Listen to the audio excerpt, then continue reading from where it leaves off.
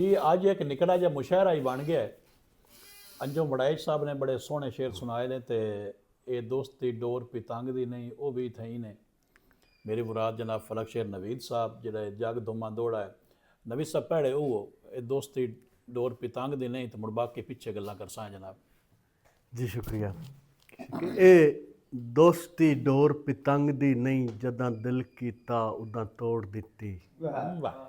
ਜਦਾਂ ਰੂਹ ਰੱਜਿਆ ਮੁਖ ਮੋੜ ਲਿਆ ਜਦਾਂ ਗਰਜ਼ ਬਣੀ ਵੱਤ ਜੋੜ ਦਿੱਤੀ वाह ਨਾ ਨਾ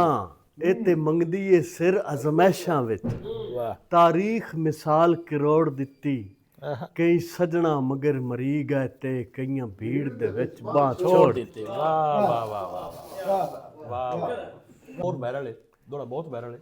बहुत सारे प्रोग्रामां ਦੇ ਵਿੱਚ ਮਜ਼ਾਕ ਰਾਤ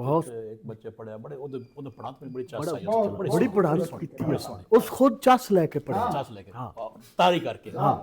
ਇਹ ਉਹੀ ਸਵਾਦ ਹੁੰਦਾ ਤੇ ਹੋਰ ਵੀ ਬਹੁਤ ਸਾਰੇ ਸਟੇਜਾਂ ਦੇ ਉੱਤੇ ਬਹੁਤ ਸਾਰੇ ਲੋਕਾਂ ਨੇ ਇਹ ਦੌੜਾ ਪੜਿਆ ਇਹ ਉਹਨਾਂ ਦੀ ਮਿਹਰਬਾਨੀ ਕਿ ਇਹ ਕਿਸੇ ਨੇ ਆਖਿਆ ਵੀ ਮੇਰਾ ਹੈ ਹਾਂ ਹਾਲਾਂਕਿ ਇਸ ਤਖੱਲਸ ਕਰੋ